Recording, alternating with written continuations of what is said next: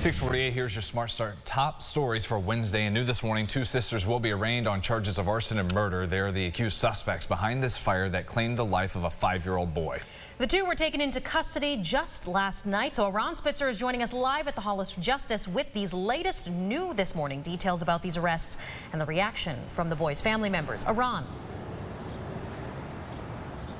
Brennan, Michaela, 21-year-old Tia Kayla Hendricks and her sister 31-year-old Takita Hendricks are set to be arraigned in court at 9:30 this morning on charges of arson and murder because police say they intentionally started that Portland Avenue fire last Monday, which eventually led to the death of 5-year-old Malachi Stovall and injured 2 firefighters. Investigators say the Hendricks sisters used a flammable substance to light the front porch of the home on fire. The house then quickly became engulfed in flames, which trapped Malachi inside before those now injured firefighters were able to get him out. Malachi died in the hospital days later. Tia Kayla was found by the U.S. Fugitive Task Force at around 3 yesterday afternoon, where she was taken into custody. Hours later, at around 6, her sister Takita was arrested. Here's what Captain Frank Umbrino with Major Crimes has to say about a potential motive.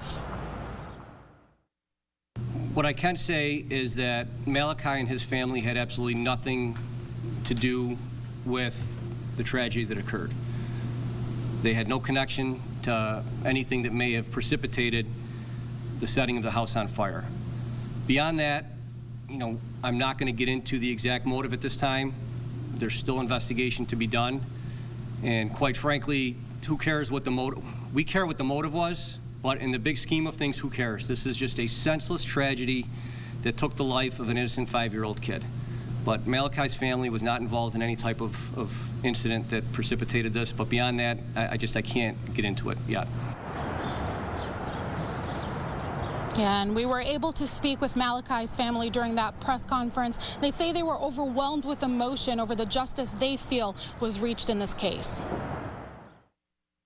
It's a very, very big start, and it couldn't have come at a better time. We're just elated that before he's laid to rest, he's going to be laid to rest knowing that there is justice on the horizon for him. Well, as my mom said, they can't hurt anybody else now. It's unfortunate that it took so long to get them, and a child's life had to be taken in the process, but they're going to be behind bars, and that's where they're going to be.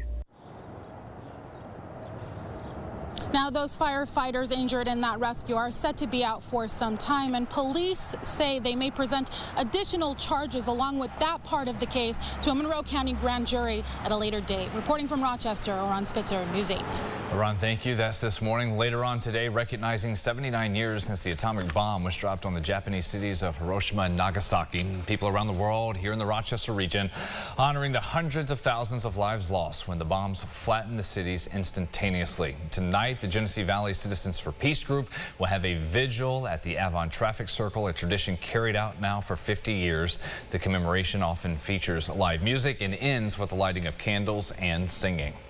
We have new details now on a young child's death that RPD is investigating. A 3-month-old baby has died after being attacked by dogs over the weekend. Police responded to a home on Bidwell Terrace Saturday afternoon, and on scene, responders found the 3-month-old with critical injuries. The baby did die later at the hospital. Animal Control, we've learned, sees 2 pit bull type dogs, we're told, from the home, believed to be responsible. News 8 also has this scanner account as you listen in to agencies rushing to the scene. Animal Control was wanting to call the mother. We advised that that was not a good idea at this time since it's a pediatric 500 and they're going en route to the hospital. Just need to confirm you want AC to respond to the scene. I'll let you know. 10-4. 241, yes. We want Animal Control to come to the scene. Ross, if you are at a distance, can you just step it up, please? RPD's Major Crimes Unit, the DA's Office and Child Protective Services, all working this case. No charges, though, have been filed as of this morning. A 17-year-old faces decades in prison after pleading to manslaughter for the homicide of 32-year-old Shalar Davey. Back in October, Rochester police responded to Portland Avenue and Norton Street. That is where they found Davey shot on the sidewalk. He later died at the hospital.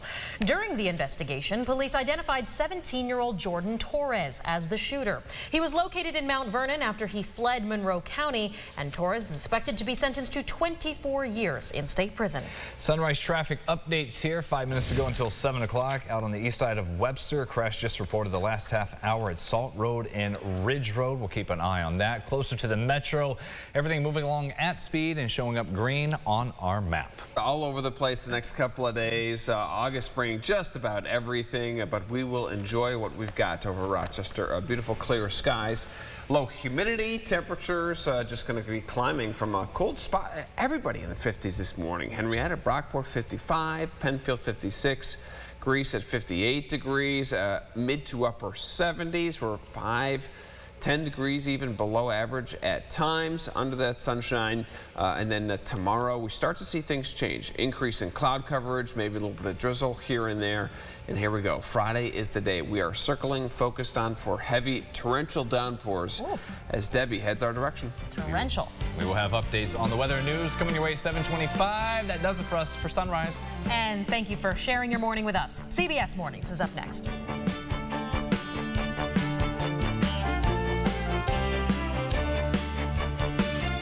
Follow News 8 wherever you are on RochesterFirst.com, Facebook, Twitter, and on our app for news and weather.